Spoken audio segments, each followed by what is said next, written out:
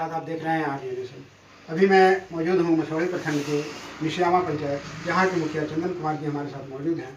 हम इनसे बात करेंगे और कुछ मांगे हैं यहाँ के मुखिया के द्वारा सरकार से भी, कुछ योजनाएं हैं जिसको कि धरातल पर इन्होंने लाया है और आगे इनके मन में क्या योजना है अपने क्षेत्र में काम करने पर, इस पर हम बात करेंगे। चंदन जी, आपका हमारे चैनल में स्वागत है। आपको बहुत बहुत धन्यवाद हमारे पंचायत में आगमन के लिए। चंदन जी, कुछ दिन पहले आप लोगों का एक पटना में घेराव किया गया था सरकार को, उस पर आप लोगों को फिलहाल क्या मांग है? देखिए, वो जो हम लोग पूरे बिहार के मुखिया जो थे पटना हम लोग पहुंचे थे, इसमें कई सरकारी कार्यकाल में जो है काम क्रिया में वहाँ पर बाधा हो रहा है, जिसके वजह से हम लोग सभी लोग वहाँ पर जुटे थे।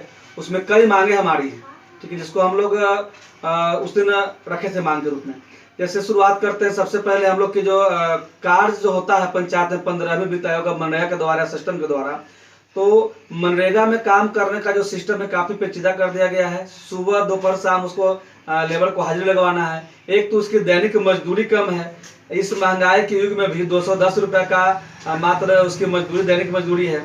साथ ही उसको आधार कार्ड से लिंक करवा करके सुबह शाम उसको मोबाइल के द्वारा हाजिरी लगाना होता है। अब कभी ग्रामीण क्षेत्र में सर्वर काम नहीं किया तो उसका हाजिरी नहीं लगा, वह काम शुरू नहीं कर पाता है लेबर कि हमारे तो हाजिरी नहीं बन रहा है तो हम काम शुरू नहीं करेंगे, तो इससे काफ़ी परेशानियों का सामना करना पड़ रहा है। साथ ही अब 15वीं वित्त आयोग की बात करें तो उसको भी टाइड और अनटाइड दो भाग में बांट दिया गया है। इसमें अनटाइड में नाली और गली का निर्माण करवाना है और अनटाइड में भवन का निर्माण करवाना है। तो दो पार्ट में बांटने की वजह से भी काफ़ी मुश्किलों का सामना करना पड़ रहा है। जैसे हम चाह रहे हैं सबसे पहले कि अपने ग्रामीण क्षेत्रों का नली गली दुरुस्त कर दें, लेकिन अनटाइड में पैसा ही खत्म हो चुका है, राशि ही नहीं है, जबकि अनटाइड का राशि बचा हुआ है। तो मैं जो चाहता हूँ कि मुखिया जो चाहते हैं कि हमारे पंचायत का विकास हमारे अनुसार हो, ये चीजें टाइड अनटाइड करने की वजह से संभव नहीं हो पा रहा है। मैं यहाँ का मुखिया हूँ, मैं धरातल से जुड़ा हुआ हूँ, जमीन पर मैं देखता हूँ कि कहाँ क्या हो सकता है। इसलिए हमसे बेहतर जो सरकार बैठे हुए हैं वहाँ जिला में और केंद्र में जो बैठे हुए हैं, हमसे बेहतर हमारी पंचायत की समस्याओं को वो नहीं जानते हैं। मैं जानता हूं कि मुझे मेरे पब्लिक के लिए क्या चाहिए। इसलिए हमारी मांग है कि टाइड और अनटाइड न कर करके हमारे इच्छा के अनुसार पंचायत में काम होना चाहिए, ताकि वास्तविक रूप से विकास नजर आए।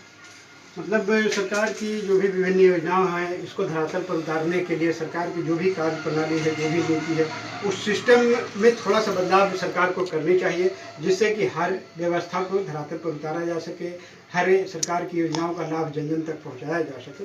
लेकिन साथ ही यहाँ की जनता बहुत ही विश्वास के साथ आपको जीत का सेहरा दी, और सरकार की इस कार्य प्रणाली के अनुसार जब कार्य नहीं होता है तो जनता के बीच आप लोग कैसा महसूस करते हैं? देखिए, हम लोग तो खुद परेशान रहते हैं, कभी कभी रात को नींद नहीं आता है कि जिस विश्वास के साथ जनता ने मुझे लाया और मैं उसके विश्वास पर खरा नहीं उतर पा रहा हूँ।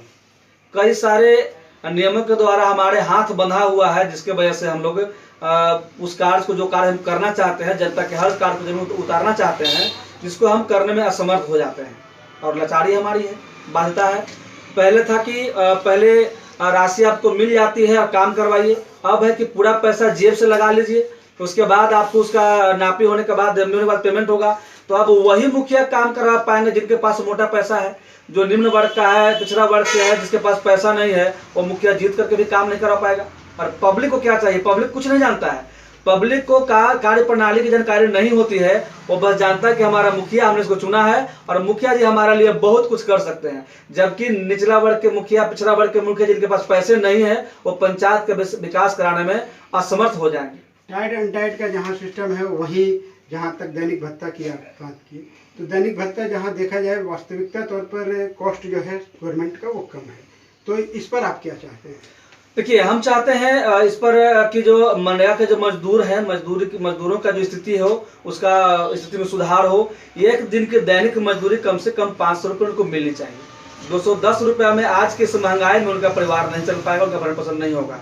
और हमारा देश जो है वो गाँव का देश है, और जब तक ग्रामीण क्षेत्रों का विकास नहीं होगा, हम बिल्कुल एकदम स्पष्ट कर देते हैं कि जब तक ग्रामीण क्षेत्रों का विकास नहीं होगा, तब तक हमारे राज्य का और हमारे देश का विकास नहीं हो पाएगा। इसलिए मजदूरों की आर्थिक स्थिति को सुधारने के लिए सरकार को सकारात्मक पहल उठाने चाहिए और उनका दैनिक मजदूरी कम से कम 500 रुपये करनी होगी। सरकार की बहुत सारी योजनाओं में एक अहम, हर व्यक्ति का एक मूल अधिकार होता है शिक्षा और स्वास्थ्य। तो शिक्षा और स्वास्थ्य को लेकर के आप अपने पंचायत क्षेत्र के बारे में दर्शकों को क्या कुछ कहेंगे और यहाँ के अधिकारियों से क्या कुछ कहेंगे? देखिए, सरकारी स्कूलों की व्यवस्था जो है किन्हीं छिपा हुआ नहीं है, और मैं आलोचना नहीं कर रहा हूँ, मैं आलोचना करना भी नहीं चाहता हूँ। सरकारी स्कूलों की जो दिशा दशा है वो सभी लोगों को मालूम है। तो मैं शिक्षा मंत्री से मांग करता हूँ कि जो भी विद्यालय है हमारे पंचायत में या पूरे बिहार में, जहाँ जहाँ सरकारी स्कूल हैं, जब प्राइवेट स्कूल के जो शिक्षक होते हैं, मैं भी एक शिक्षक हूँ, प्राइवेट स्कूल चलाता हूँ, तो अपना निजी पैसा से उत्तम क्वालिटी का एजुकेशन और उत्तम भवन निर्माण कर सकते हैं, बढ़िया फैसिलिटी दे सकते हैं, तो सरकार के पास तो खजाना है।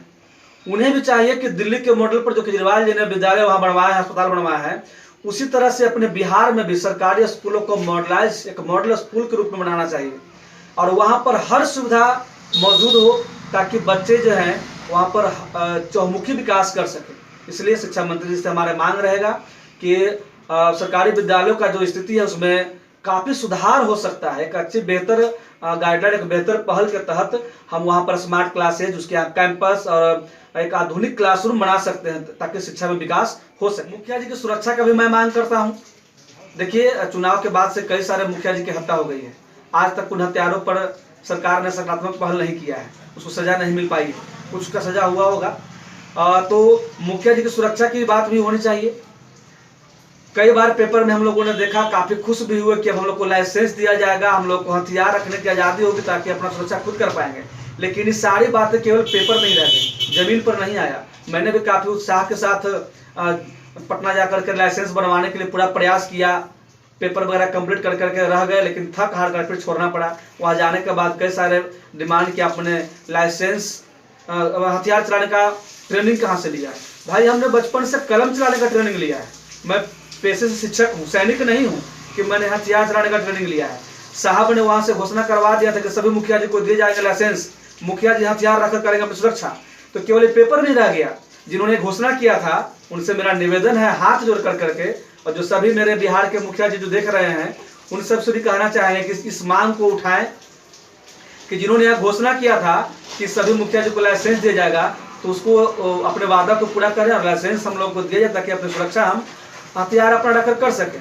अब बताइए, जो खुद सुरक्षित नहीं रहेगा मुखिया, पंचायत में कैसे जाएगा? किस आधार पर, किस बेस पर पंचायत का विकास संभव हो पाएगा? अपने कई विचारों को हमारे साथ रखते हुए चंद्र कुमार जी सरकार की भी कुछ कार्य प्रणाली को बदलने के लिए एक राय दिया, एक अपना सुझाव दिया कि कहाँ पर सरकार को क्या कुछ बदलने की आवश्यकता है समयानुसार। आप बने रहिए राजभूषण के साथ। कैमरा पर्सन उदय कुमार, आदि।